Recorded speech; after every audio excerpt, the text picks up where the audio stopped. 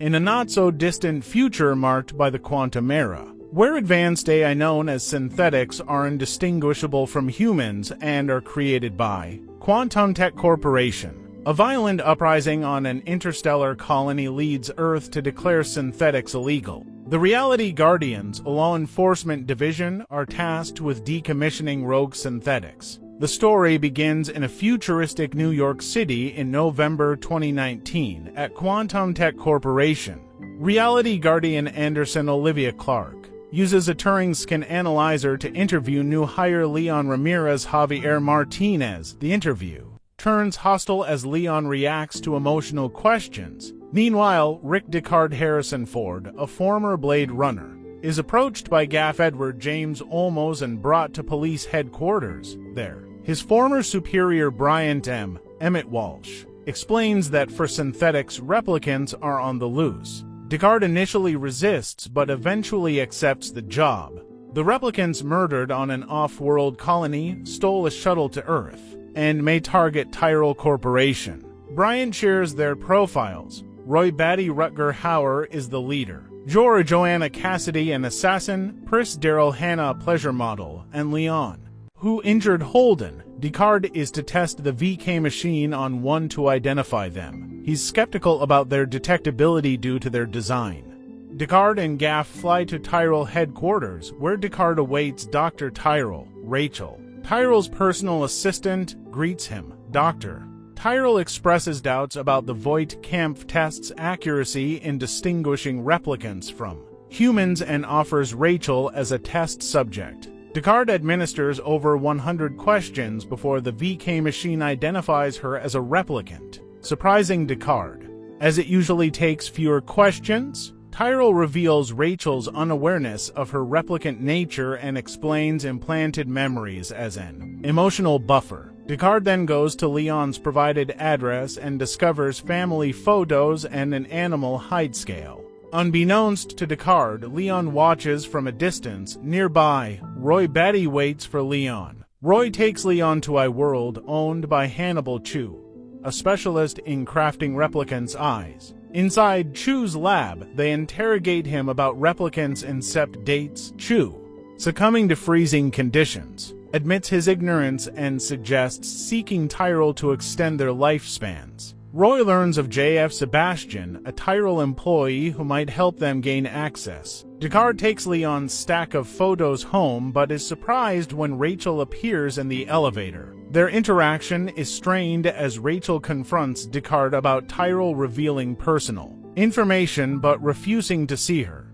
She shows a photo with her mother, but Deckard insensitively dismisses her, revealing her implanted memories. Rachel is hurt and cries, prompting Deckard to fetch a drink, but she leaves. In another part of the city, Pris seeks shelter near the Bradbury Hotel.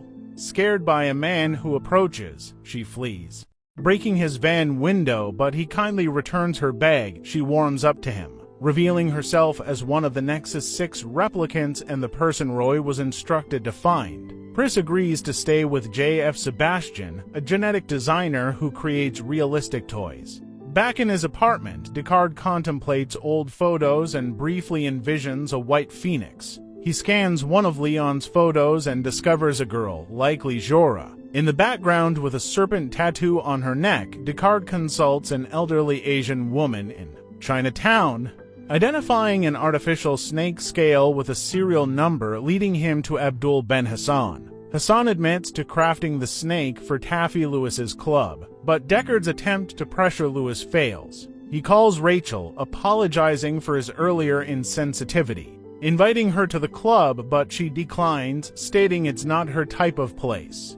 Deckard discovers Jorah's true identity as Miss Salome, an exotic dancer who uses an artificial snake in her performances at a club. Deckard pretends to be a union representative investigating potential abuses, but Jorah sees through his ruse, brutally attacks him, and almost kills him. Other dancers intervene, and Jorah escapes into the crowded streets. Deckard gives chase, eventually shooting Jorah after she crashes through multiple plate glass windows. He identifies himself to the police, and they find a snake tatted beneath her ear. Brian arrives, commending Descartes for retiring Jorah but revealing there are 4 more replicants to retire. Descartes insists there are only 3 left, unaware that Rachel has gone missing and is now the next target. Descartes spots Rachel across the street and follows her. Suddenly, Leon ambushes him, disarms him, and begins beating him just as Leon is about to deliver a fatal blow. Rachel shoots him with Deckard's own pistol, saving Descartes. Back at Deckard's apartment, Rachel seems more accepting of her replicant identity, and Descartes is more empathetic towards her after she saved him. They share a drink, and Rachel asks if Descartes would track her down if she disappeared to the north. He assures her he wouldn't, but someone else might. Rachel then inquires about her incept date and limited lifespan, but Descartes admits he hasn't examined those details. She also asks if he has ever taken the Voight-Kampff test, but Descartes falls asleep on his couch. Rachel starts playing the piano, revealing memories of piano lessons, likely belonging to Tyrell's niece rather than her own. The relationship between Descartes and Rachel becomes more complex, as their connection deepens through music. Descartes becomes affectionate, but Rachel's insecurities lead her to reject his advances. An intense moment arises when Descartes prevents Rachel from leaving his apartment, and she confesses her lack of knowledge about making love. Descartes proceeds to guide her through the process, resulting in an intimate moment between them. Meanwhile, Pris awakens in Sebastian's apartment and they engage in a conversation about his rare condition, Methuselah syndrome, which causes rapid aging despite his young age. Roy unexpectedly arrives, revealing that Jorah and Leon have been retired. Roy and Pris disclose their true nature as Nexus 6 replicants and urgently seek Sebastian's assistance due to their accelerated aging. Pris demonstrates her artificial nature by handling a boiling egg unharmed. Sebastian, a genetic designer, agrees to help them and is persuaded by Roy to arrange a meeting with Tyrell, his chess opponent. Roy and Sebastian journey to Tyrell's pyramid-shaped residence, gaining access through their chess expertise. Inside, they confront Tyrell, who acknowledges Roy as his creation and explains the impossibility of extending his short lifespan. Roy proposes various biological interventions, but Tyrell dismisses them, leading to Roy's despair. In a tragic turn, Roy kills Tyrell, crushing his skull, and Sebastian witnesses the horrifying act. Descartes, on the other hand, receives a call from Bryant, informing him of Tyrell's death and Sebastian's murder at the same location. He calls Sebastian's apartment and speaks with Pris, who hangs up abruptly. Descartes decides to investigate. Heading to Sebastian's cluttered apartment filled with puppets and mannequins, Pris, disguised, launches a surprise attack on Descartes. Displaying impressive acrobatics in a tense encounter, Descartes manages to shoot Pris, ultimately ending her life.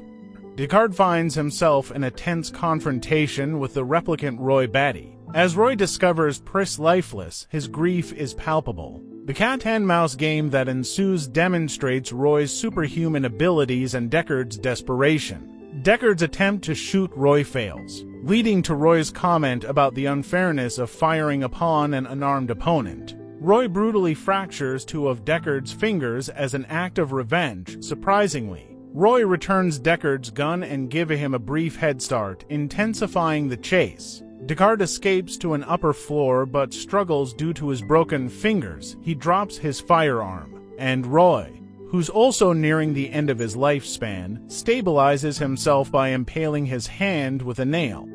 When Descartes attacks with a pipe, Roy's strength prevails. Descartes flees to a rooftop, and Roy follows, holding a white dove symbolizing innocence.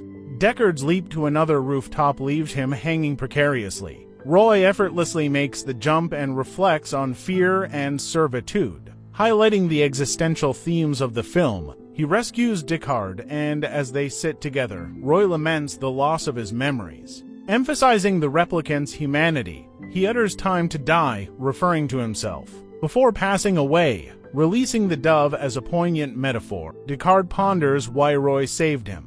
Considering the possibility that Roy had developed an appreciation for life, even his own, he reflects on how replicants, like humans, seek answers about the origins and meaning of life. Gaff joins Descartes on the rooftop, returning his pistol and congratulating him on completing his investigation. Descartes declares that he's done hunting replicants. As Gaff departs, he cryptically says, "It's too bad she won't live, but then again, who does?" In reference to Rachel returning home, Descartes finds his door slightly open.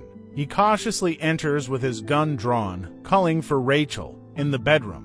He discovers Rachel under the sheets, seemingly lifeless. He's alarmed but touches her, and she stirs. Descartes asks if she loves and trusts him, and she affirms her feelings. They leave the apartment together, and Descartes checks the lobby before signaling for Rachel to join him in the elevator.